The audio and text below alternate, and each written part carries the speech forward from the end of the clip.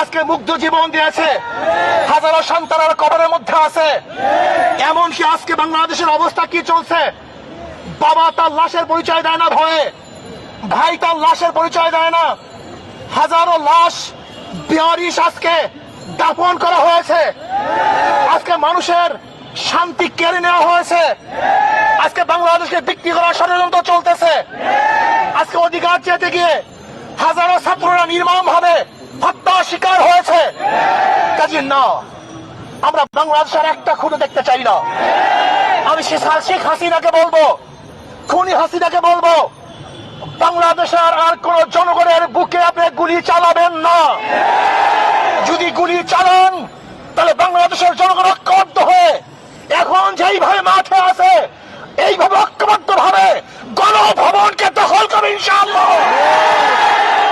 প্রিয় ভাইয়েরা আমার, আমরা ছাত্রদের ন্যায্য দাবির সাথে ইসলামী আন্দোলন আগের থেকেও ছিল, এখনো আছে, আগামীও থাকবে ইনশাআল্লাহ। যে অসহযোগ আন্দোলনের ঘোষণা দিয়েছে আমরা তার সাথে একত্রিত আগেও ঘোষণা করেছি, এখনো করছি, ভবিষ্যতে থাকবো ইনশাআল্লাহ।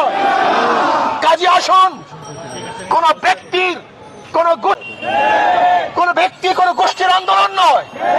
এই আন্দোলন বাংলাদেশের মাটি ও মানুষের আন্দোলন, বাংলাদেশের জনগণের আন্দোলন, এই ভূখণ্ডকে রক্ষা করার আন্দোলন, মানুষের নিরাপত্তা দেওয়ার আন্দোলন, মানুষের জীবন বাঁচানোর আন্দোলন।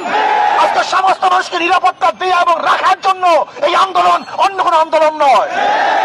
যদি শেখ হাসিনা খনি সরকার কোন অবস্থাতেই কারোর সাথে লিয়াজু করে আন্দোলনকে বন্ধ করার চেষ্টা করে এবং শেখ হাসিনার সাথে যদি কেউ লিয়াজুতে বসে, আমরা মনে করবো তারা গণ দালাল, তাদের বিরুদ্ধে আন্দোলন চালাবে।